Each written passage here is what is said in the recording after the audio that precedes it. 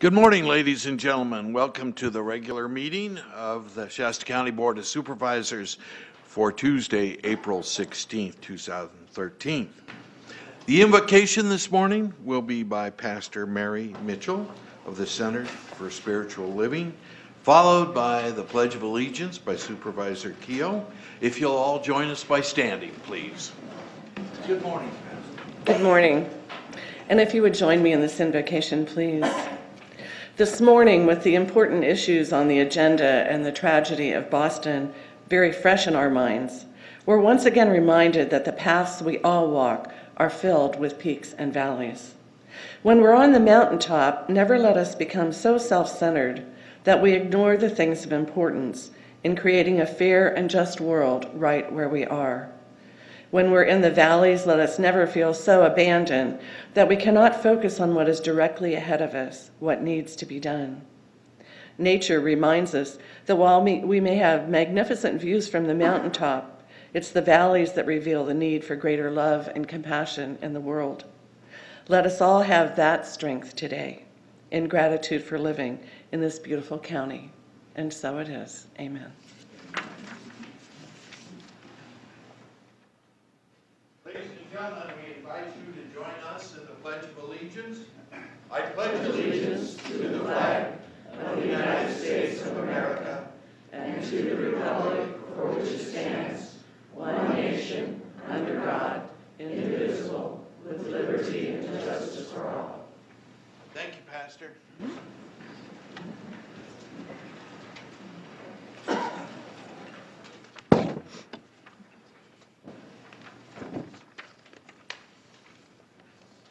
The first order of business on the regular calendar is R1. Consider adopting a proclamation which designates April 21st through the 27th, 2013 as Crime Victims' Rights Week in Shasta County. We've invited Supervisor Baugh to make this presentation. Supervisor Baugh? Thank you, Chair Kehoe. It's my pleasure to make this presentation as a Shasta County Board of Supervisors proclamation for Crime Victims' Rights Week, April 21 through 27, 2013. Whereas 18.7 million Americans are directly harmed by crime each year, and each crime affects many more, including family members, friends, neighbors, and co-workers. And whereas crime can leave a lasting physical, emotional, or financial impact on people of all ages and abilities and of all economic, racial, and social backgrounds, and often may irrevocably change the course of a victim's life forever. And whereas today numerous victim assistance programs provide help and support to child and adult victims of violence, sexual abuse, and other crimes. And whereas more than 30 years of progress for crime victims stands on the shoulders of dedicated advocates and brave victims who have overcome shame, isolation, and indifference to gain a voice, rights, and respect. And whereas victim assistance programs across the country are reaching more victims, criminal justice officials are honoring victims' rights more consistently, and our local agencies are serving thousands of victims of crime in Shasta County each year. And whereas Crime Victims' Rights Week, April 21 through 27, 2013, provides an opportunity to embrace new solutions that involve a greater emphasis in learning how to better meet the victim's needs, which will lead to better treatment for victims to help them overcome the harm caused by crime. And whereas the Shasta County District Attorney's Office Crime Victims Assistance Center is joining forces with other victim services programs, criminal justice officials, and concerned citizens throughout Shasta County and the United States to raise awareness of victims' rights and observe Crime Victims' Rights Week. And whereas we reaffirm Shasta County's commitment to respect and enforce victims' rights and address their needs during Crime Victims' Rights Week and throughout the year, and express our appreciation for those victims and crime survivors who have turned personal tragedy into a motivating force to improve our understanding of the needs of victims of crime and to build a more just community. Now therefore be it resolved that the Shasta County Board of Supervisors hereby proclaims the week of 2021 through 27 of April 2013, April 21 through 27 as Crime Victims' Rights Week. This is signed by our Chair, David A. Kehoe, Chairman, and I move approval. Second. Thank you. We have a motion and a second. Further discussion of the motion? All those in favor of the motion, please say aye. Aye. Opposed? Motion carries unanimously. Mr. Lowry, good morning, sir. Good morning, Mr. Chairman and members. Josh Lowry, Chief Deputy District Attorney. This morning we're here to talk about victims' rights. In order to protect victims in this community, we have to have a lot of team players. That includes law enforcement, the Women's Refuge, the District Attorney's Office, and the Crime Victims Assistance Center. And today I have Angie Mellis with us from the Crime Victims Assistance Center. She's one of our advocates. She's actually housed in the Family Justice Center. And so she's in the trenches every day dealing with victims, trying to assist them in all the laborious undertakings that they must go through once they've been victimized here in this community. She does a great job. She helps to see and service thousands of victims each and every year, as the Crime Victims Assistance Center does, and so does the Women's Refuge. Without further ado, I'd like to introduce Angie Mellis. Mr. Lowry, for the purposes of this proclamation, will you define what a victim is? Certainly. In my view, a victim is someone that has been put in a worse position based on a criminal act, and that's what we're focused on, folks that have suffered some sort of harm that would not have happened but for a criminal act. And if folks have been in that kind of a situation, they should contact the Crime Victims Assistance Center with the District Attorney's Office for assistance. Sometimes, even when cases are not filed, there are other programs that are available to assist those folks that have been harmed. Would that definition apply to property crimes? It would absolutely apply to property crimes, physical crimes, sexual type crimes across the board. Anything that is the result of a criminal act here in our community. And that reminds me, I do want to make one more note. One of the events that's happening during Crime Victims' Rights Week is called Take Back the Night, and this is an annual event. And this year it's going to be an informational fair and a candlelight walk. It's going to be held Wednesday, April 24th from 6 to 8 p.m. From 6 to 8 p.m. on the 24th, and it's going to be located at the Atrium in downtown Reading. That's 1670 Market Street, Reading, California. And if you want more information, you can go to the Shasta Women's Refuge website and track down some additional information there. So without further ado, I'm going to have Angie Mellis come up and talk, and she'll introduce the Crime Victims Assistance Center staff as well. Thank you. Good morning, Ms. Miller. Ms. Mellis, thank you, members of the board, for honoring victims this week. As Mr. Lowry said, I work in the Shasta Family Justice Center, and it's the collaboration of all of the agencies that we have there that allow us to serve victims easily. It gives them a wider variety of services, all located in one location, so that they can get all of their needs met in a more timely fashion. Without the joint efforts of agencies like the Shasta Women's Refuge, Intertribal Council of Northern California, Child Abuse Prevention Coordinating Council, Children and Family Services, and many others that we have on site, the members of this community would not have access to the resources to help them succeed. So we want to thank you for recognizing victims' rights in our county. And we have some of the members of our staff here today, if they could stand.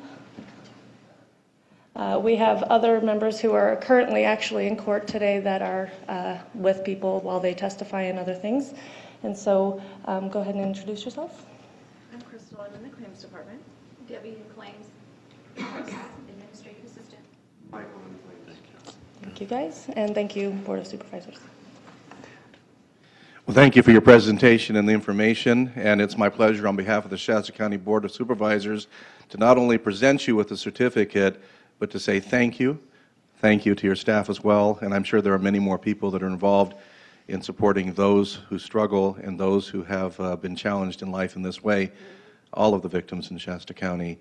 For your work, we have a sincere thank you, and we appreciate every effort. Thank you very much.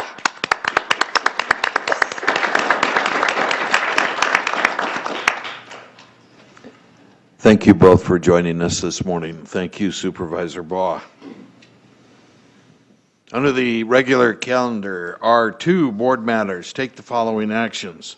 Receive a resolution from the County Services Area Number 6, Jones Valley Water Community Advisory Board, which supports a study to determine the feasibility of separating the Shasta County Water Agency from the Department of Public Works. And 2, consider providing direction to staff as appropriate. And this is brought to us courtesy of Supervisor Giacomini. Any words in preference? Sure. Thank you, Chairman Kehoe. I attended the CSA 6 meeting at the last meeting they had, and members of their community brought this forward to their advisory committee, and so I just thought it was appropriate for them to bring it to the board for their consideration. Thank you. All right. We have a speaker this morning? Do we have somebody that's going to present the resolution? No? Should All right. have the speakers list. All right. There's no one that you want to lead off with? Nancy?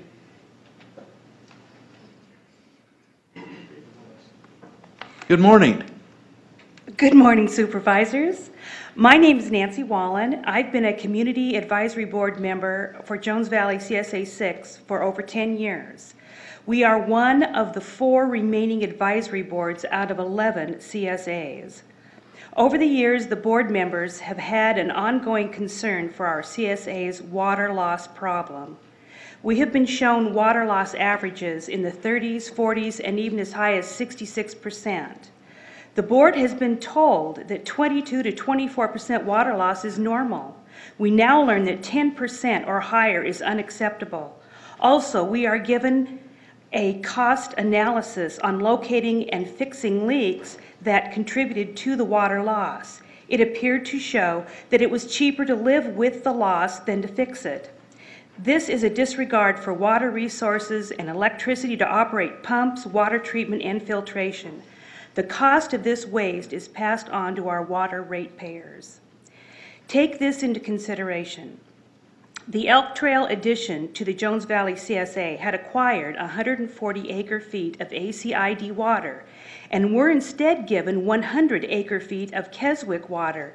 And now you add in the ongoing monthly water loss of CSA number 6. You have to wonder if there's going to be enough water. Now what happens in drought years when Bureau of Reclamation cutbacks are added to the system's water loss?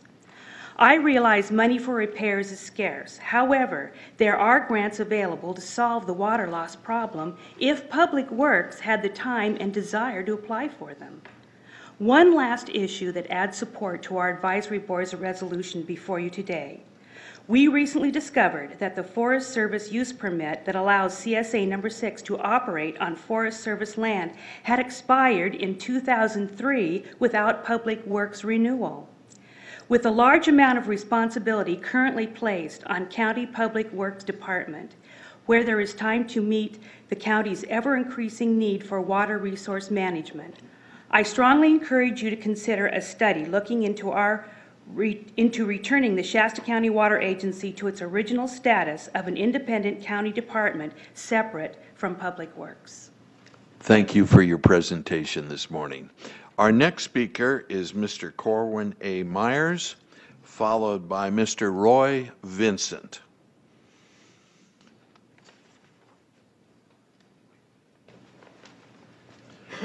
Good morning, Mr. Myers. Good morning. Thank you for being here. Thank you. We have a message here that I've been on this. My name is Corwin Myers, and I was a member of CSA number 6 for 14 years. After the 2004 fire, there was a discussion off and on about how getting our own generator for the pump at Shasta Lake. In 2006, I took up a search for a generator. I did contact Dr. Doug Lamolfa's office and talked to Willie Preston. By the time I got home an hour later, he had called. He had located a generator through California General Services Surplus Supplies, and actually Supervisor Glenn Hawes said it could be flown up on a military transport on a training run. Then it was discovered that the Shasta County Public Works was not on the approved list for some of the forms that would be needed to fill out first. The forms were sent to us from Mr. Curran of California General Services on July 3rd, 2006. We sent the forms to Pat Minturn with an explanation. He said the county was too busy to fill out the forms and the generators from California General Services would not meet the emission standards. Doug Lamolfa said we could obtain a waiver to test once a month and to use in an emergency. The emissions would not be noticed in the midst of a forest fire. Then, when the information was given to Mr. Pat Minturn, his response was that the county already had a contract with a business in town to provide a generator as needed. When my wife was asked him if the provider carried pagers for nights, weekends, and holidays, and what happens if the roads are closed by snow and fire, which they are. He stated that all was taken care of, but there would be no problem. The state is now requiring permanent generators for the 2 new pumping stations at Elk Trail East and Elk Trail West. And the pumping station at Shasta Lake now has 3 pumps running to supply Jones Valley water, and those new pumping stations. The need for a permanent generator at the main pumping station at Shasta Lake should be revisited. I know the Public Works is very busy, and for this reason I support the CSA resolution. And thank you very much. Thank you, Mr. Myers. This is very important. Thank you. Our following speaker is Mr. Roy Vincent, followed by Mr. Bert Steed.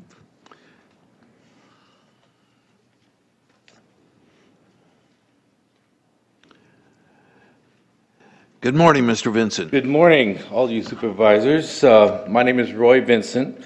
I own 2 properties on Elk Trail West subdivision, and I'm on Green Mountain Trail, which you have heard about. We got the last generator put in, and the drawings have been completed. As the new county service area 6, Elk Trail East and West water project comes online, we are all very grateful. As a ratepayer, I've been attending the Community Advisory Board's meetings at the Jones Valley Fire Hall. Based on my observations at these meetings, I'm seeing several advisory board members request more information on Public Works staff increased charges to the district. And from what I have said, the Public Works Department hasn't the ability to provide accountable information on where the repairs are being made on the original water line. There are days when the county charges the CSA that exceed $1,000 with no detail as to what was done or where the work took place. Public Works staff has reported that to provide the CSA with this information would come to a substantial cost, and the CSA ultimately, the ratepayers like myself, would have to pay for. Everyone knows that the North State's most valuable resource is the water, and we need to protect it from losses. As one of the ratepayers and ultimately pay the CSA 6 bills, I would like to see what non-typical daily work is being done and at what cost. We've come up with a plan to use GPS to locate water leaks. The idea is to study the leaks, their costs for possible grant money for the replacement of that old water line.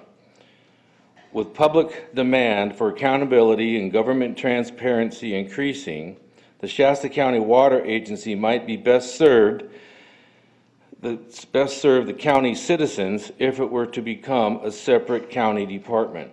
Public Works has a lot of irons in the fire, and for this reason I support the study to determine the feasibility of removing the water agency from Public Works. Thanks for your time and consideration in this matter. Thank you, Mr. Vincent. Our next speaker is Mr. Merstead, followed by Ms. Buchanan. Good morning to the board. Good morning. Hope it's a great day for you. It is a great day, isn't it? It is. It's a fantastic day. I got both feet above ground. I am Bert Stead. I'm Elk Trail West resident, first and foremost. I'm an Elk Trail Water Association president, and I'm a past CSA 6 member of the Jones Valley Water District Community Advisory Board member. After being told for years by the county's Public Works Department that no water was available to solve the water problems of the Elk Trail area, I became an active member of a team that was working on an agreement to purchase the transfer of 140 acre-feet of water right from ACID to the Shasta County Water Agency. Now, while you may have been told that the county staff never encouraged this water transfer, we have documents to the contrary. Our first obstacle at ACID was, and toward an agreement there, was in overcoming a contact from the Public Works Department to ACID management, discouraging ACID to supply water to the Elk Trail Water Project. We overcame this challenge by asking them to accept a requested $150 contributions from the Elk Trail Water District people who live out there. They did, in fact, donate a great deal of money, and we offered to purchase the ACID water in advance, even though we knew we wouldn't be able to use that for some time. We went back, got the 140 acre-feet of water that Public Works had told us we needed, and after the required amount was raised, actually they told us 80 in the beginning, then we were told 120, and then we were supposed to go back to 180, and we told them no on the third thing. Let's see, in March of 2007, we collected almost $11,000, and most of those contributions were paid to ACID to allocate that 140 acre-feet. After, okay, that was to go through the Shasta, the Bureau of Reclamation's water transfer process. After months of environmental study and modeling to prove that the water transfer would have no significant impact on the cold water pool behind Shasta Dam or the temperature of the Sacramento River, the water transfer documents were made ready for signature. A recommendation to your board by the Public Works Director to reject the 140 acre-feet of ACID water. Was that a timer? Yes, sir. Oh, okay. I'm almost done. 2 paragraphs. A recommendation to the board was made to reject that 140 acre-feet of water, and we were offered instead 100 acre-feet from Keswick Dam. This came as a huge surprise to our team, ACID management, and to the Bureau of Reclamation. This act of turning down ACID water, which has the best water rights in the state, okay, that statement has proven that it was ineptitude or possibly having too many jobs to do by one department.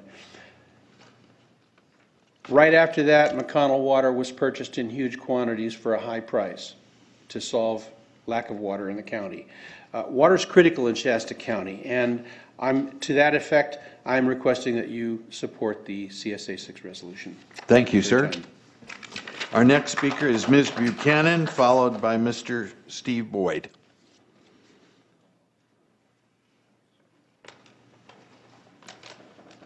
Good morning. Good morning, Supervisors and Mr. Lees. My name is Clyde Buchanan, and I'm an Elk Trail resident and the Elk Trail Water Association team member that participated in locating our water project funding.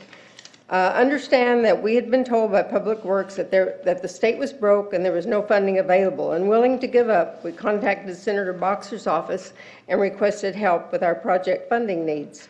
After a visit area tour by Senator Boxer's aide, our request for $4 million appeared to be included in the Senate's Energy and Water Appropriations Bill. My husband was diagnosed with kidney cancer. We had to go out of the area for his surgery and treatment. We had no idea how long we would be away. While we were away, the ETA board president did not communicate with anyone in Senator Boxer's office. So to find out the status of the aid we were requesting for out of sight, out of mind. However, had we been here, we would have been calling weekly to make sure that our project was on the front burner and not forgotten. Upon our return, we discovered that the Boxer funding had vanished. We were told it did not make it out of the committee.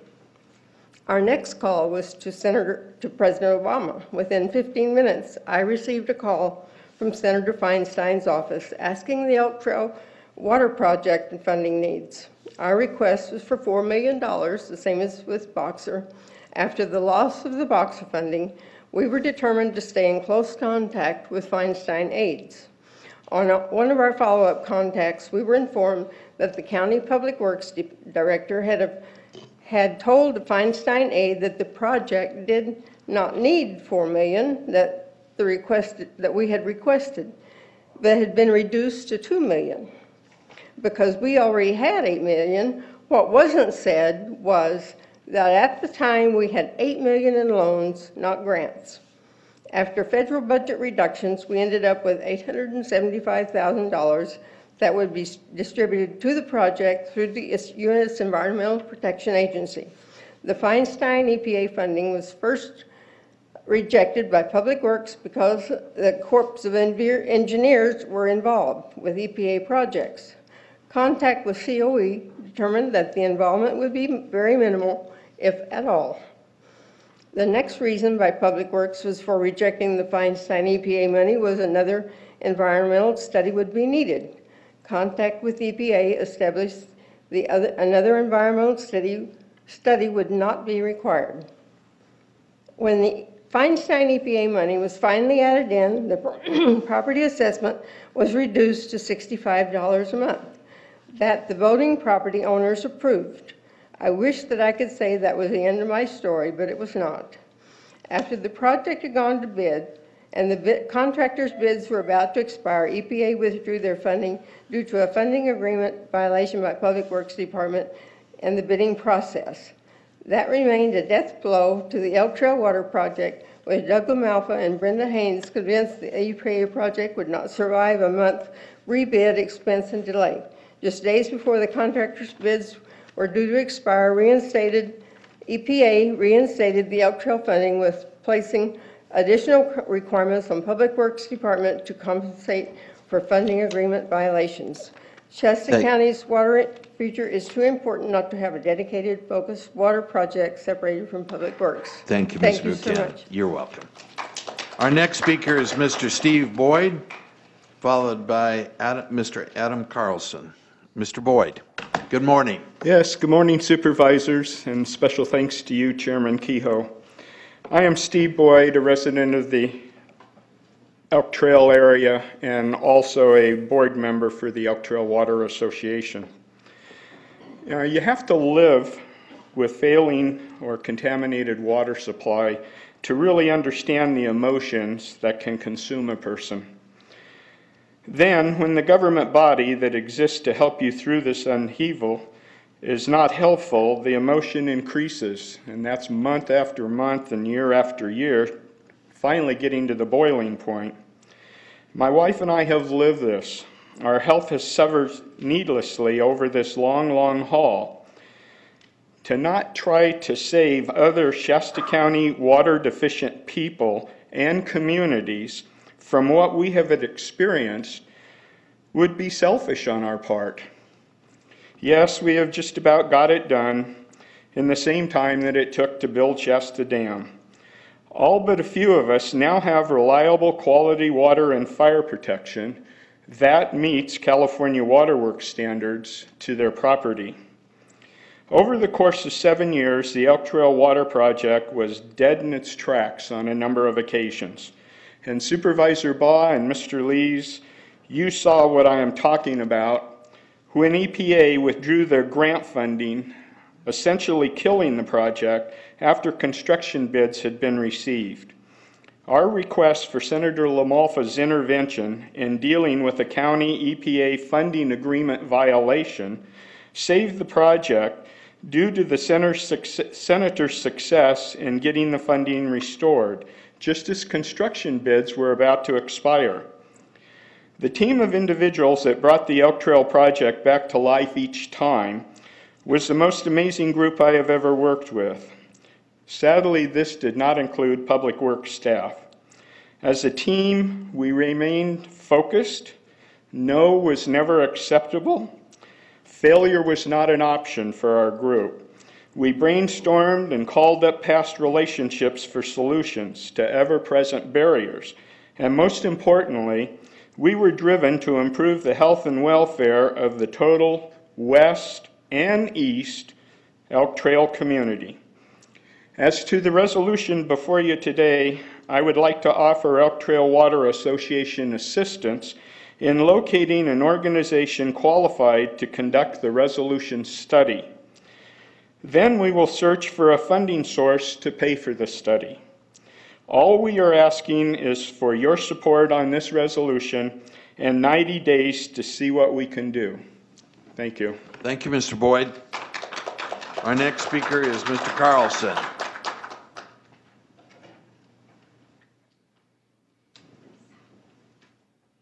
Good morning. Good morning. How are you? Excellent. How about yourself? I'm doing okay. I'll tell you what, I'm a little embarrassed, though, because I think I made a mistake. I simply had a question. I'm a student about the issue. So if I don't have a presentation or something to put forward except just clarification. All right. Well, Yeah. pose the question, and Okay. at some point we'll address that. All right. I appreciate it. Yeah. So my question stems from the information provided in an article by Elisa Schulman, who might be in the room to address this. So if I slip up, she'll be able to correct me. But of the Record Searchlight on April 3rd. And it said here that, so I was trying to figure out what the crux of the issue was. And basically there was a quote that said that the 4 board members of the advisory group who voted for the idea said that the separation of the water agencies, or their contention was that the water agency's only employee might have had too much authority on the issue, and he might be here as well to address it, Pat Minturn, which gives him too much authority. So that was the issue, and but today's request, I couldn't quite make sense in my mind. Maybe you can help me. Today's request was to separate the water agency from public works, not to eliminate that one employee as the center of authority. So if you could help me understand, is that the solution to the problem? Okay. Okay. Yeah. Well, I'm not sure there is a problem, but that is the resolution that is being brought before the board. Right. And at some point in our discussion, I will ask Mr. Lees and others to address that, Mrs. Carlson. Gotcha. I realize it's probably poorly timed. Excuse me. Thank you very much for joining us. Is there anyone else in the audience that would like to comment on this subject? Okay. Now, we have before us a proclamation that has been submitted to us for consideration. And I think for the benefit of those in the audience today, I'm going to take the time to read this, and then we'll have some board discussion. So this is CSA number 6, Jones Valley Community Advisory Board, resolution supporting a study to determine the feasibility of making the Shasta County Water Agency an independent department. This is dated April 3rd, 2013. And each one of these statements is prefaced by a whereas, and I'm not going to read all those whereas. So it says, water is essential to the quality of life. Current and future water issues threaten the quality of life for many Shasta County residents. Property values will decrease in areas of the county where water supplies are not sufficient for build-out, health, and fire protection. The Shasta County Water Agency was established in 1957 to develop water resources for the beneficial use of the people of Shasta County. And the Shasta County Water Agency was once an independent department. The Shasta County Water Agency is now administered along with numerous other activities delegated to the Shasta County Department of Public Works. The focus on water issues is disrupted by and/or competes with critical activities related to Shasta County roads, bridges, airports, landfills, and transfer station facilities, management, and other infrastructure developments. The importance of a focused effort to develop water resources, improve and expand county water services, establish relationships, locate opportunities, and secure funding, and to address current needs while developing a vision for the future is critical to the quality of life for Shasta County residents. The responsibilities of the Shasta County Public Works Departments do not allow for the resources and focus required to ensure the Shasta County water supply. Now, therefore, be it resolved that the Community Advisory Board for CSA 6 Jones Valley supports the need for a study to determine the feasibility of creating a focused Shasta County Water Agency independent from the Department of Public Works.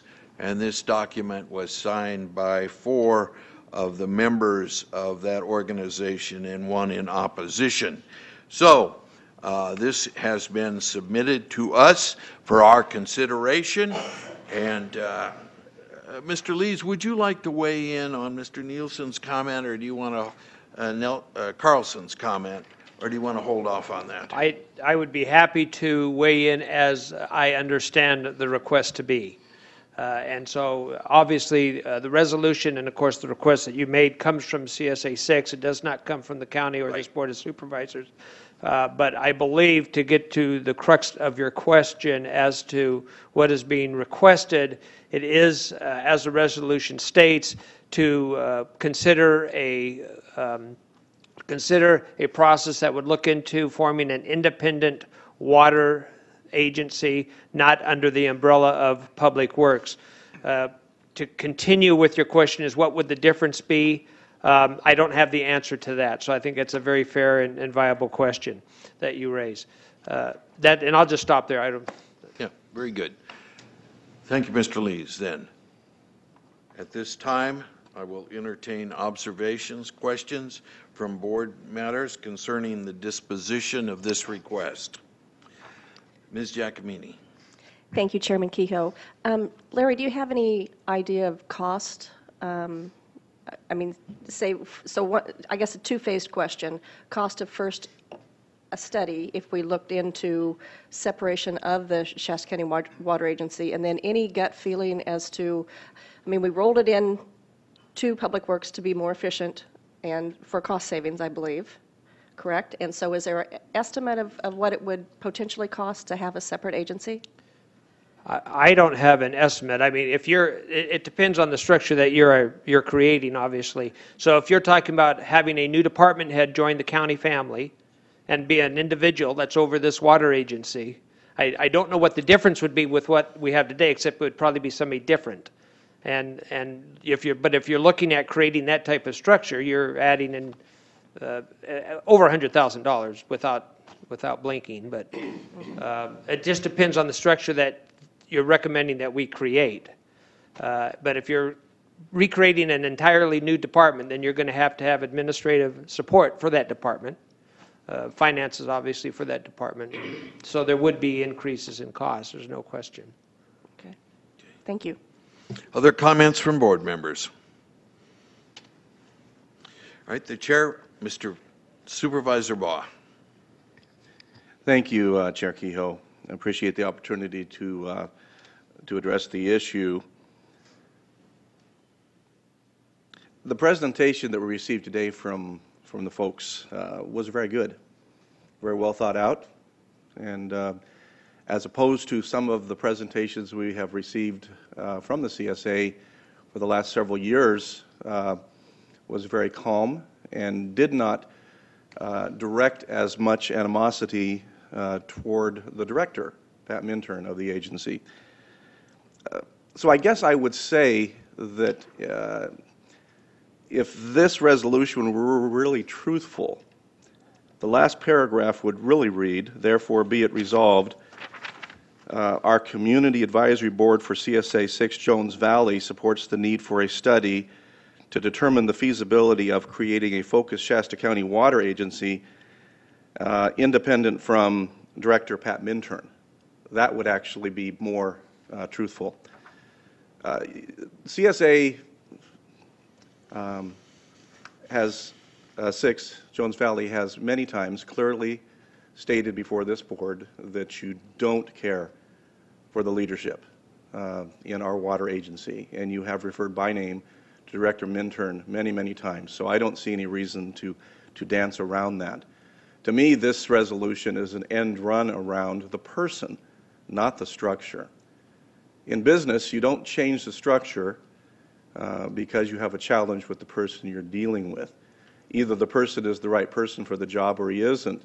I would like to balance the equation here. You've heard today a few statements that would say that that our department is not well managed or well run at all. But I'd like to present the other half of that equation here, because I see it just the opposite. And I'm going to combine all the responsibilities for the Public Works Department. I will get to specifically some of the thoughts with just the water agency itself in a moment. But throughout my tenure, almost 7 years here, and I did go back a little bit farther as well, the Public Works Department, specifically under Mr. Mintern's direction, has been the #1 resource for the local county supervisor. For me, it's as simple as, I'll just give you some examples.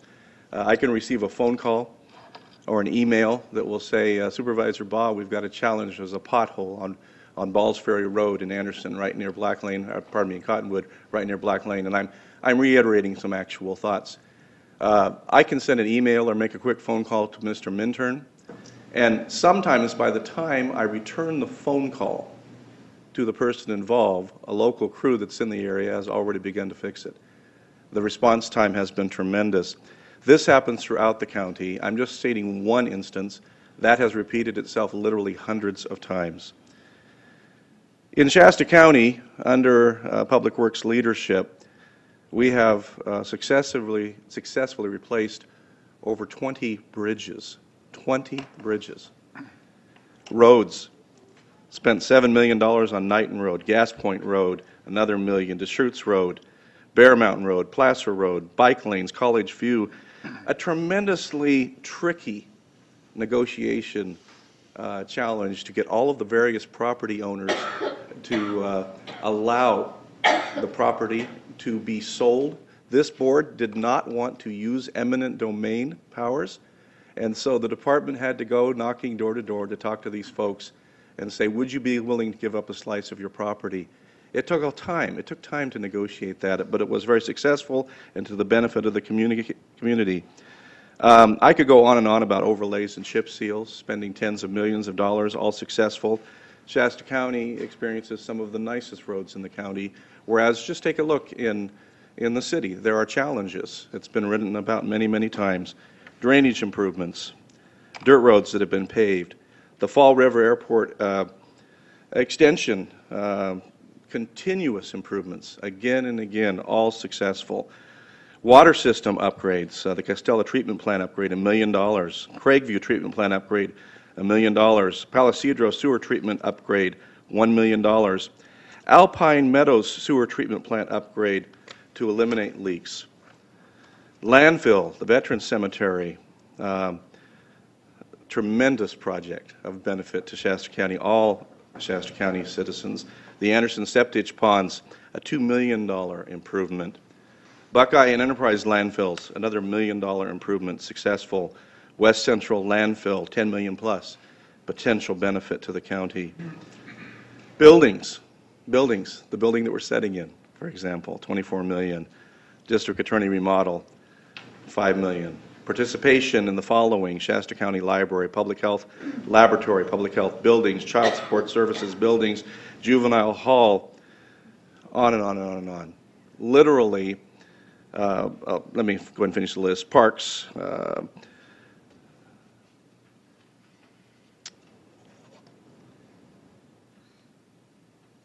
that's enough on that one. Let me go more specifically to just water agency. I included, as you noticed, a few water agency things in there. But the water agency is given many, many responsibilities, and from my perspective, does a good job in carrying out those responsibilities. Now, even as I say that, I will be first to recognize and admit that you have some challenges, and your challenges are received. In the end, you have a project that is taking care of the business at hand, though, and has been successful. The water agency, under Mr. Mintern's leadership, was successful in creating the Shasta County Resource Master Plan. Also, the Redding Basin Water Resources Management Plan in cooperation with many local agencies. The sanitary surveys, 2006, 2011, and Shasta County will again be the lead agency in 2016. Prepared and implemented the county groundwater ordinance, and this is significant because if you go back a little while, there was a lawsuit, Tehama County versus Baldwin, And counties, through that lawsuit, won the right to decide whether or not people can simply export groundwater out of the county and into other areas. And that was significant. Because of the results of that, Shasta County rewrote its own groundwater ordinance. It is important that we continue to, I would say, defend and support the need to keep local water and establish areas of origin. The Central Valley water contract, successful negotiations under Mr. Minturn's direction. There was no water loss. Shasta County did divert water to other local agencies during those negotiations. Now, I'll give you a comparison. Unlike the largest water user in Shasta County, ACID, originally in their settlement had 165,000 acre-feet of water. I'm not 100% sure, so I'll just round it off to be conservative, but I believe their current right, non-contract right, current settlement right is less than 100,000 square feet. So by comparison, they have given up a tremendous amount of the local resources they originally were established with. Under the water agency's direction, Mr. Minturn has assisted me in my district with the Alpine Metals tank site. Folks said that we can never solve the fire suppression issues in Shingletown, and yet it appears that we are looking forward to a solution while it has taken a long time to get there. I have appreciated the fact that Mr. Minturn sticks to it. We own the tank site now. We are in the process of developing a fire suppression plan and have met locally with the business owners and residents. In 2008, there was a challenge with a sewer fix, and we again met with the residents, and Mr. Minturn successfully settled that, and the problem is taken care of today. On larger issues, Pat and his office have worked with the challenges that Shasta County and all North Valley counties face of the desire to take our water, ship it south, or to simply flood the delta for the success of the smelt. I have personally witnessed on the other side in my seat under RCRC, that's the Rural Counties Organization, and many times Shasta County, specifically Mr. Minturn and his office and his staff, have been recognized for their assistance to RCRC directly on the state issues as we deal with them. And they have thanked the room publicly for not only Mr. Minturn, but several other key players in the North State. Shasta County has a lot of issues. The water agency has a lot of issues. I believe that we're not going to get all of them perfect. I understand that. I get that. But to say that the water agency is so poorly managed that we need to redesign the agency, I absolutely disagree with that. Absolutely disagree with that. It is not necessary. It would be a waste of resources to spend the time and invest the finances to explore the issue. And in the end, Mr. Lees, you're being very conservative. You're tossing out a staff. To get a qualified person, you can't go out and hire somebody for $20,000 or $30,000 a year to get a qualified person. You're talking about a person that has expertise in this arena. So you are going to have a lone department with a fairly well-paid person, and in order to get them some help, you'd have to offer them some staff, a place, vehicle or two, all of the issues that any other department would have. Proportionate to the overhead of Shasta County would have to be dealt with in that one small department. The advantage originally to combining the department into a part of Public Works is so that literally, folks, we could afford it. Today, we aspire to reduce government and increase efficiencies. And yet this proposal would increase government and, in my mind, reduce efficiencies. Just the opposite. Recently, I had a challenge. Now, it's now in Supervisor Modi's district, but I'm going to claim it here for a minute. During the last census, the River Ranch area was in my district, and during the last census, it was changed. But in working with the residents there, they had a long-standing issue of the sewage treatment plant owned by the city of Reading, and yet county residents had to smell the effluent that was spread across the top of the ground to dry out, and it simply made living in the neighborhood horrible. I sat with them in many meetings, listened to their needs. I have to tell you, the problem had gone on for some time. I invited Mr. Minturn to come to one of the meetings, and he sat by me. And during the meeting, we heard the city of Reading say that there's nothing we can do about this until we get our new plan improvements online. We simply have to put this on top of the ground, and I'm sorry, folks, you just have to smell this. You've already put up with it for the last 10 years, but now you're going to have to put up with it for the next 4, 5, 6 years while we continue to make these improvements. Mr. Minturn leaned over to me, and I'll never forget this, when the city of Reading said there's nothing we can do with that refuge, or the effluent, we have to do it this way. He said, "Oh, that's not true, Les." He said the Waste Management recently had their disposal site qualified legally to take this effluent. They have a new, I believe the term is a seal that was installed, and they're now qualified to be able to manage this. And so I raised my hand in response to his coaching, and I asked the question, and the room became silent. And guess what? It was moved there within 2 or 3 months of negotiation between Mr. Minturn and their department, and I appreciate that. The neighbors appreciate that. This has happened in my responsibilities as a supervisor again and again and again. So I will admit there are challenges. The folks in this particular CSA apparently do not care for the management we have there, and I understand that. But in my view, Mr. Minturn, Public Works, and the Water Agency have done a stellar job in taking care of the needs of Shasta County as a whole. Thank you, Chair Kehoe. Thank you, Supervisor Baugh. Supervisor Modi. Thank you, Chair. For me, I think that this resolution is a little premature. We've heard one side from the residents from Elk Trail.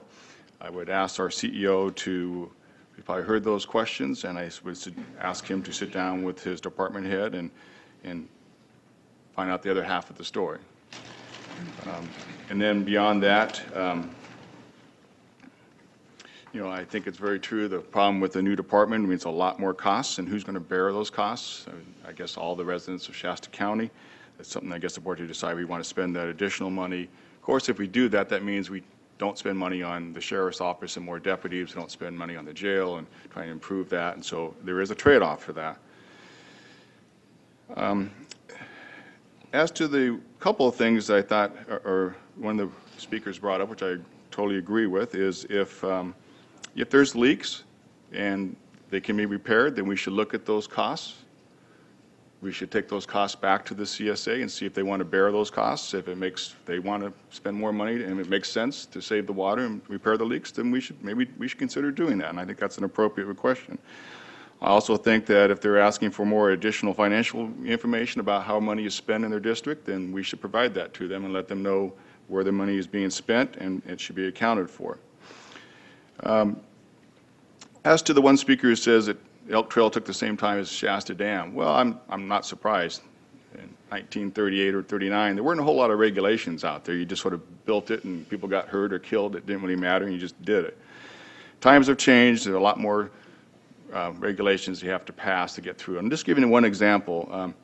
I was on the Centerville Water District, and we purchased a water right from a family, and they were a willing seller, we were a willing buyer, but just to get the approval through all the regulation took, I think, over 2 years. Just to get through the Bureau of Reclamation and Fish and Game and a few other places, 2 years plus, just to get an agreement that we all wanted to agree to. So it doesn't happen. Projects do not happen overnight. None of our projects do. When we build bridges, it takes a long time. And then the last thing I just want to comment a little bit on was the situation with the ACID water, because that's come up a couple of times.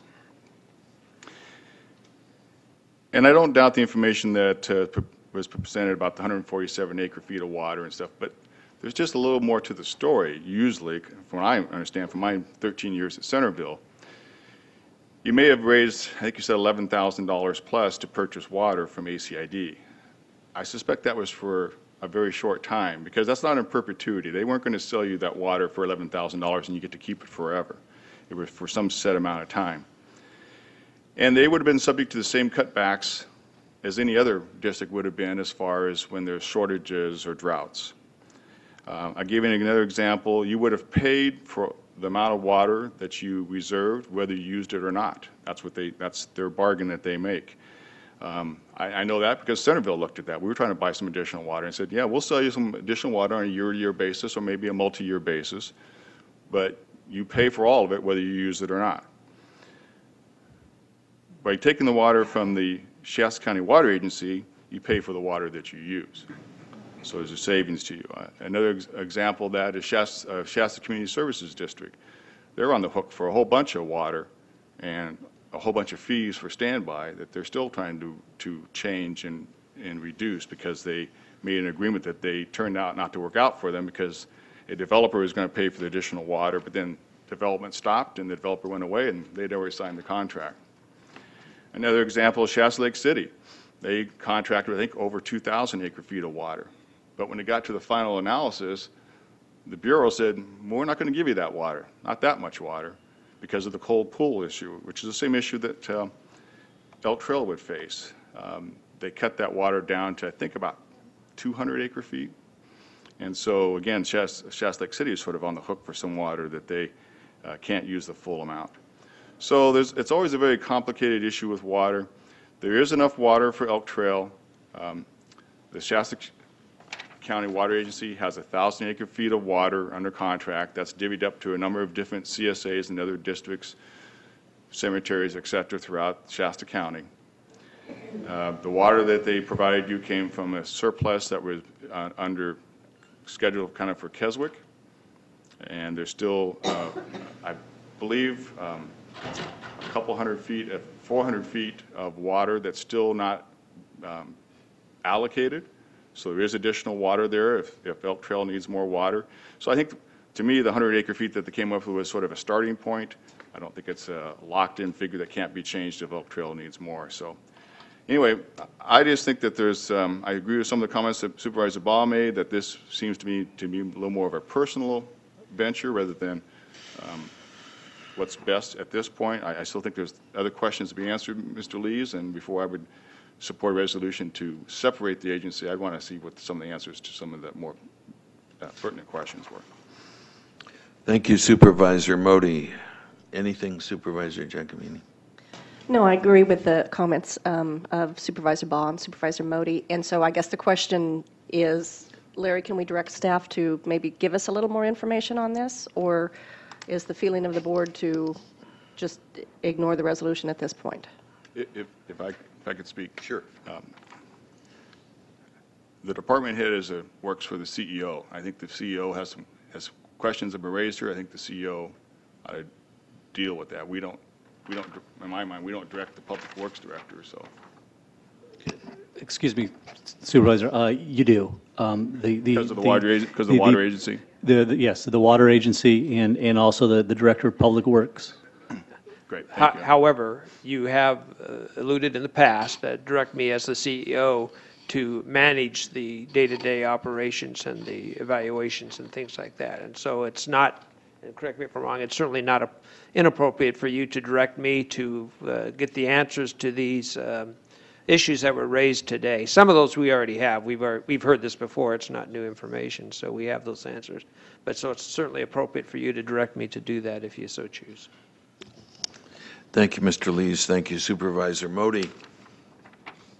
I will be brief. Let me make several observations. The proclamation before us today contains two cost categories.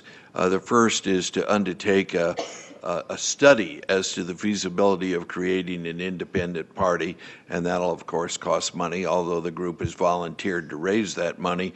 And then the second and perhaps more overwhelming cost category is the maintenance of that independent department, and their estimates anywhere from $100,000 to on up. And I'm sure that it has not escaped anyone in this room this morning that there are some intrinsic, towering incongruities and irony associated with this proposal. Most of us are of the mind that we want limited government. We want constricted government. We want that government to be efficient. And as Supervisor Baugh has indicated, this suggestion dramatically flies in the face of what I think we all want: to manage government efficiently and effectively.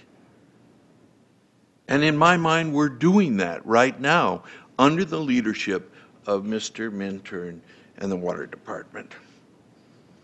Now, if we do have discretionary dollars, Mr. Lees, $100,000 and up, it would be my preference that we dedicate that money to public safety rather than in this adventure. And then finally, my observation is that it would be poor and incorrect government should we allow ourselves to make a decision based purely on personalities, and I'm unwilling to do that. So, what is the pleasure of the board concerning disposition of this request? Supervisor Baugh. I would be willing to join with Supervisor Modi, and if I understood your thought, is that there have been some very fair thoughts that were presented today. For example, Supervisor Modi pointed out if there are challenges with leakage, let's take a look at it. Establish a price, present it to the CSA. If the folks want to assume those expenses as part of the CSA, then they should have every right to do so. If that means increases to them in costs, then that would be increases to them in cost. If that means decreases to them in costs, then that means decreases. So whatever the results would be, they should be able to have that right. There may be, and there have been other issues presented that are similar category. Mr. Lees, I think that we could refer this to you. I would make it clear I'm not interested in referring to you the possibility of a study. I'm not interested in separating the agency. I'm content with the service we're receiving, and I believe that we should not increase the cost of government. It has been pointed out already by two of my supervisors that cost would be borne by public safety. We would literally take it from the pocket of our sheriff back there because our general fund dollars are limited. There are no other resources for those ongoing annual expenses other than to take it from the general fund. So I would love to see some solutions to challenges if they're there, and under your direction, I think you're capable of doing that. Thank you. Mr. Lees, would you like us to formalize that in the form of a motion, or do you, Mr. Cruz? I think it would be beneficial for for CEO Lees to understand the direction of the board, and so perhaps it would be beneficial to have a motion concerning the referral to staff, and that is the judgment of the board. Would you, maybe Mr. Modi, since he originally brought this up, or whomever? Sure.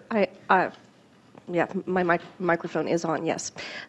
So I would so move that we direct Mr. Lees to work with staff to identify some of the issues that can be solved.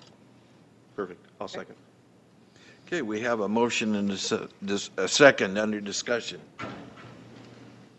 Mr. Modi? Yeah, I'll support the motion. I think the issue here is the residents have raised some issues. I know that CEO Lees has been involved in previous conversations, and we found to be some differences in opinion on what occurred and what didn't occur. I know you've been involved in some conversations where people pointed fingers at different people about what was said or not said. So, again, to me, I think it's just we heard half the story. I think it's just appropriate that you hear additional information. So I think that would fit into your motion. Mr. Lees, under discussion, a footnote then. It would be productive if, when you make your review or your inquiries, that we not do this in isolation, that we have a free flow of communication to CA6 and CSA6. And we accomplish this in an environment of cooperation. Further comments? All those in favor of the motion, please say aye. Aye. Opposed? Motion carries unanimously. Thank you. Next item on the agenda. Oh, and ladies and gentlemen, thank you for your comments and your courtesy this morning. We appreciate that.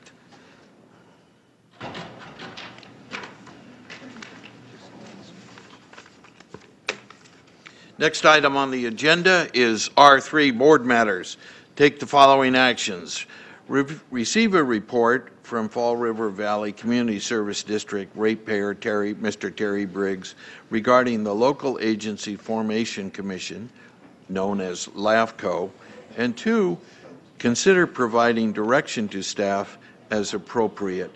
This is brought to us courtesy of Supervisor Giacomini. Any introductory remarks, please? Yes, thank you, Chairman Kehoe. Yes, I think the Fall River Valley Community Services District, I think, experienced some challenges with LAFCO, and I think what Mr. Briggs has identified, I thought it was important for us as a board, since we are a paying member of LAFCO, to be able to hear those concerns. Thank you, Supervisor Giacomini. Mr. Briggs, good morning. Good morning, Chairman, Board Chair, members of the board. Today I'll ask a couple of you, 3 actually, to remove your LAFCO hats and put on your supervisor hats.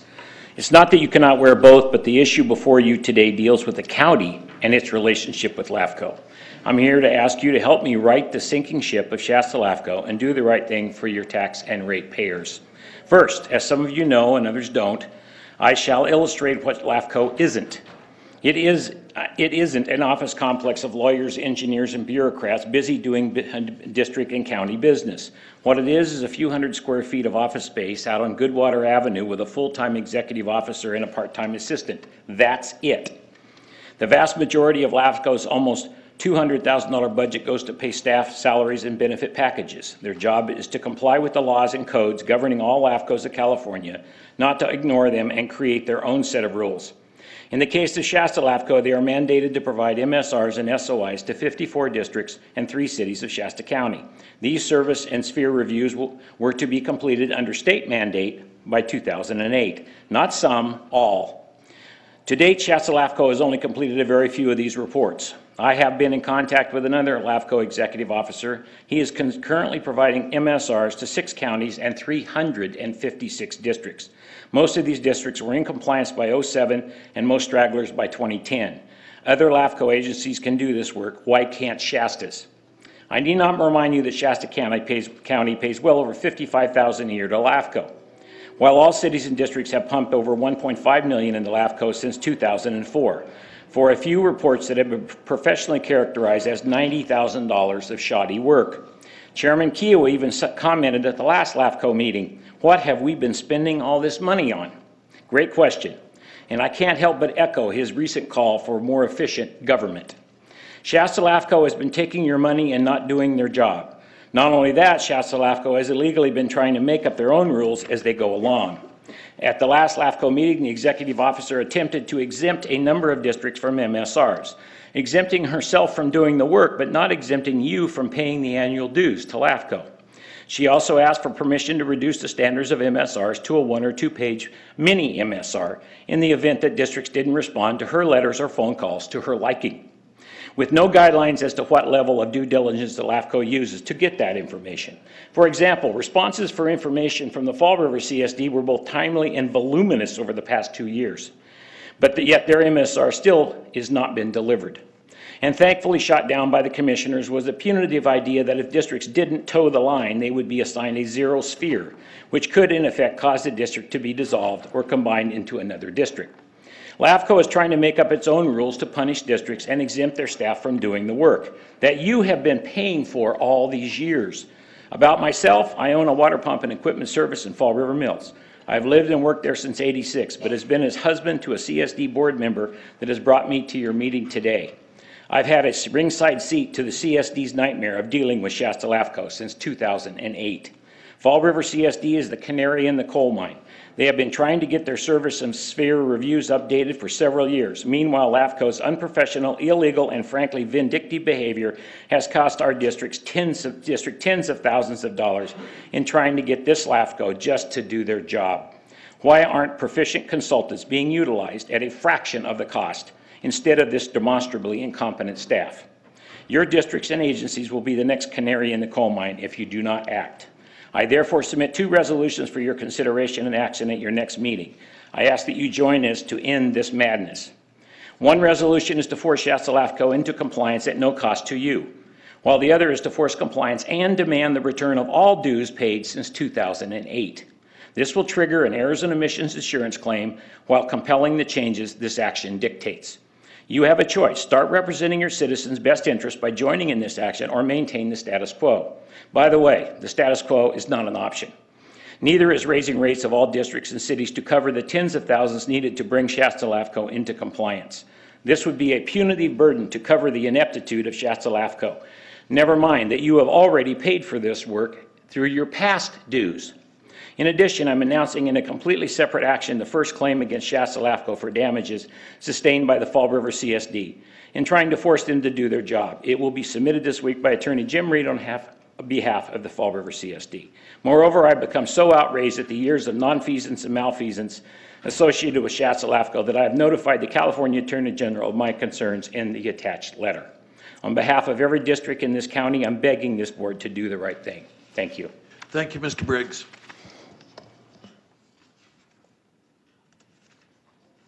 Well, we've heard Mr. Briggs' testimony this morning. He has presented us with written material.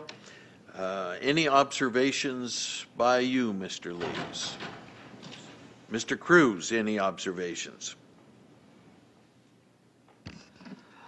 Thank you, Chairman. I don't have any particular observations at this time. I would just generally note for the board that the LAFCO is a creature of state statute, and it is delegated certain functions to perform. The board itself does not have any statutory oversight authority over LAFCO. However, that of course doesn't mean that if the board believes that legal action is appropriate against LAFCO, that would be something separate. Okay. Supervisor Giacomini. Yes, thank you, Chair Kehoe. So, Mr. Cruz, you can obviously look at the state statute, and then is there a way to investigate to see if Shasta LAFCO is in compliance?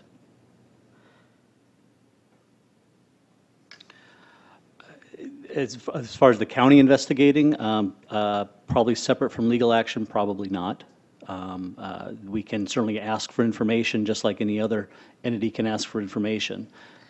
We can do things along those lines. Okay, is that, if the board feels that's appropriate, I would suggest that maybe we need to look into that.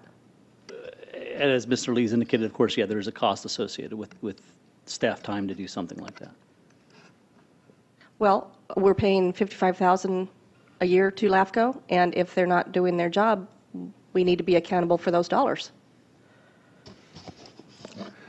Following up on that observation, it seems to me appropriate, based on what you have told us, Mr. Cruz, that we make inquiry of LAFCO and frame that inquiry in juxtaposition with these observations that Mr. Briggs has made, and then bring back to us what the findings are to that. Does that seem reasonable?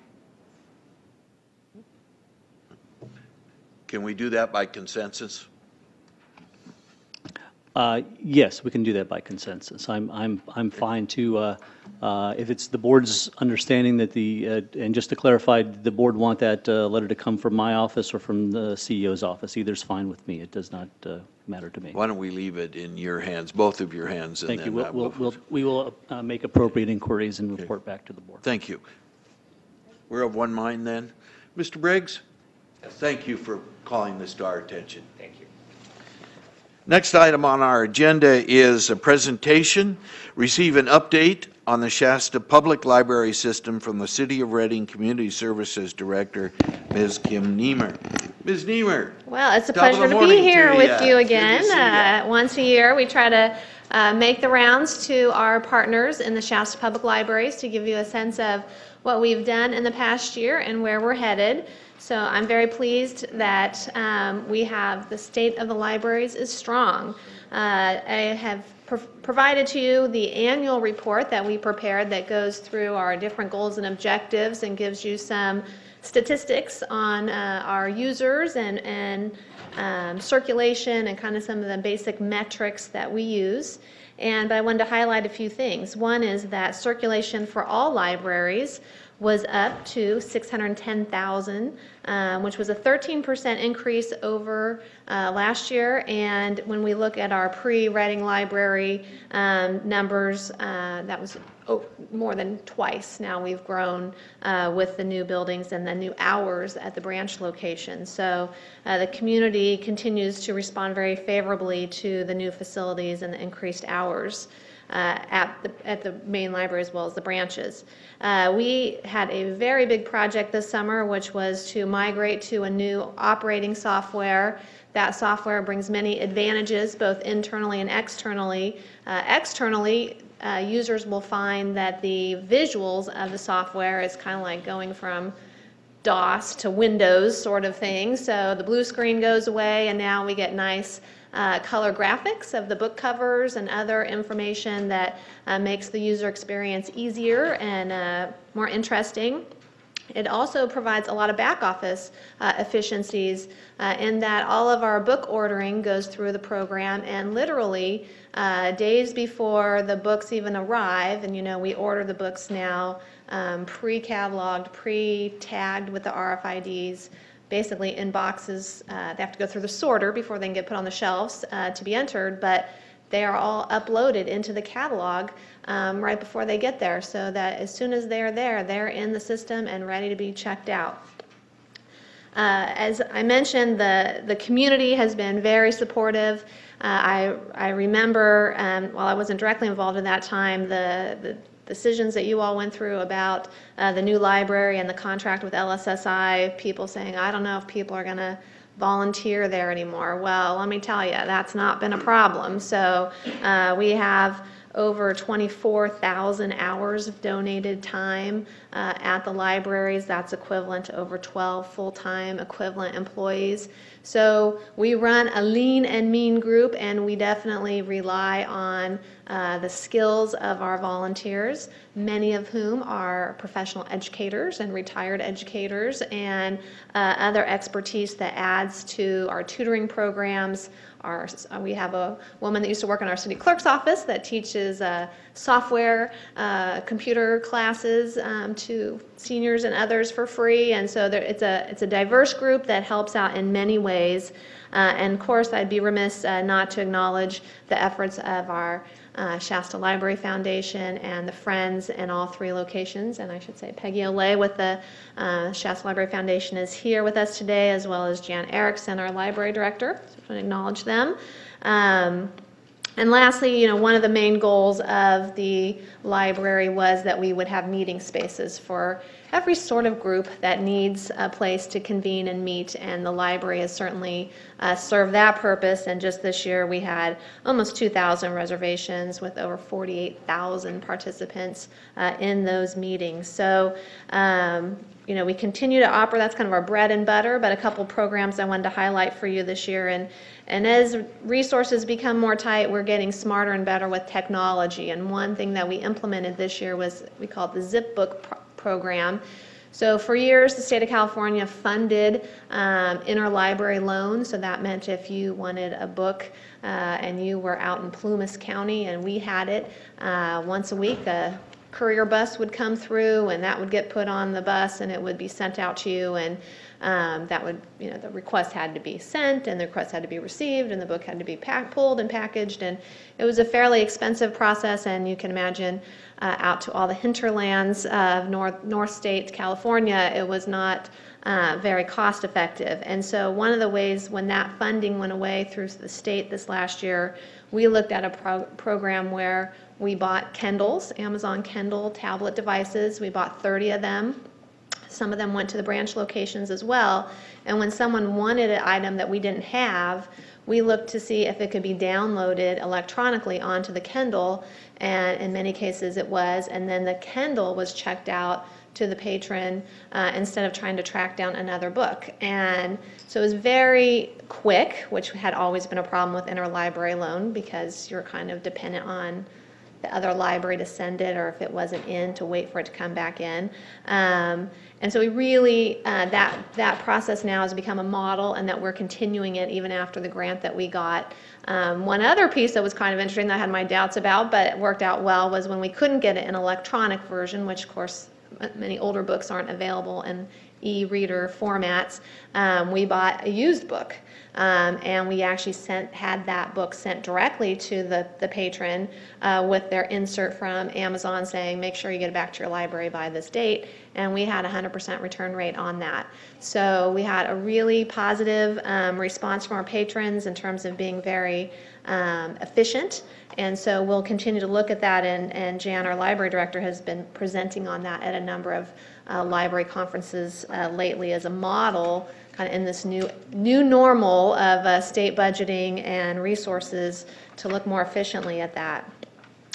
We also, in that light, brought in some notebooks, computer notebooks. They're called Chromebooks, and so they don't really have a memory, but they just access the internet. So the internet is a major driver of customers to all of the libraries, and so sometimes our computer stations are full, and then other times patrons want to take them to a more quiet workspace or into, say, the genealogy area, other areas of the library. Now they can check this notebook computer out. It has to stay in the library, but they can take it throughout the library itself. And again, these are also available at the branch libraries.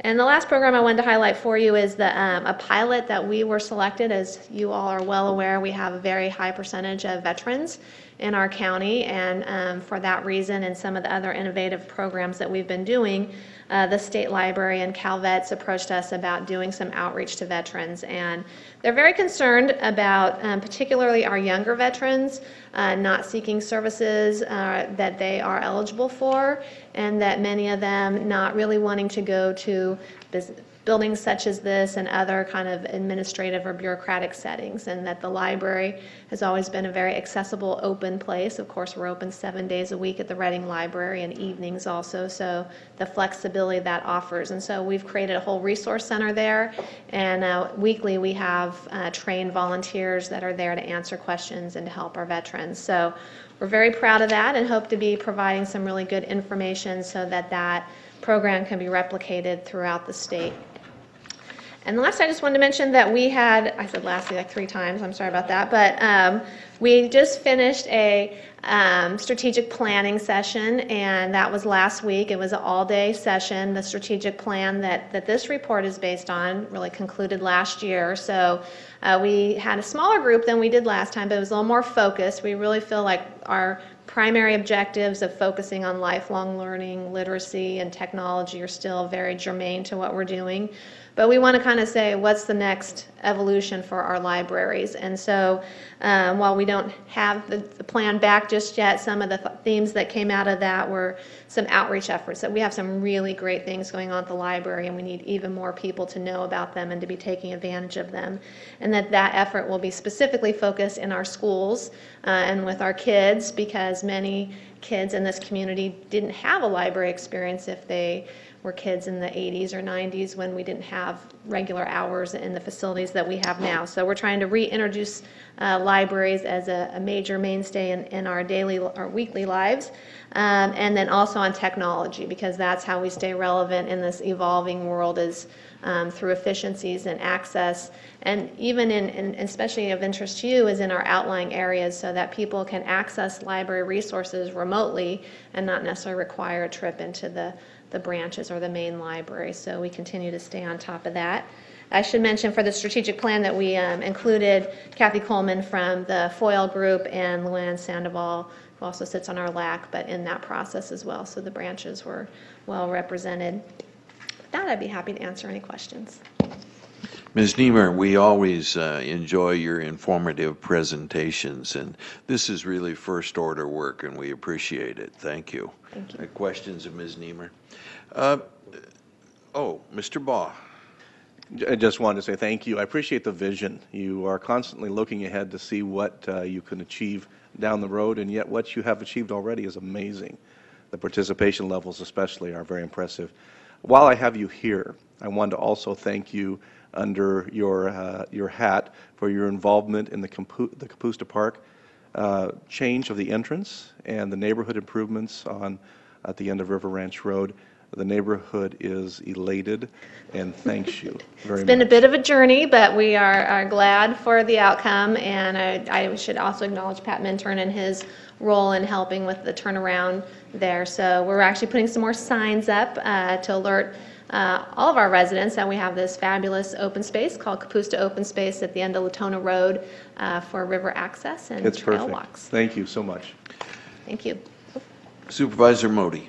Yeah, I also just wanted to thank you, Kim, and your staff, and also the representatives from the other your other parts of your library system for being here as well. And I think you'd be remiss if you didn't mention. I think you mentioned the amount of hours that your volunteers give to the library, and isn't there a recognition of them next week? I believe on the 24th at I believe 1 o'clock. 1 o'clock in the community room there in the library. Yes, and I believe you are our esteemed speaker, so we want to make sure that I know so much. that it is actually it's Volunteer Recognition Month in a variety of ways, and so our volunteers are definitely the main spine behind the staff to keep all the balls in the air. So we want to acknowledge them and appreciate them. Yeah, so don't come for me, come to thank the volunteers. That's right. Yeah. Just to clarify, that presentation does begin at 1:30. Thank you, Mr. Lees. Ms. Olay, Ms. Erickson, would you like to add to the presentation? No? Well, thank you for joining us this morning. Ms. Niemer, thank you. Thank you First very much. order work. Appreciate it. I think we'll take a 10-minute recess and then reconvene with public comment period, open time. So 10 minutes, please.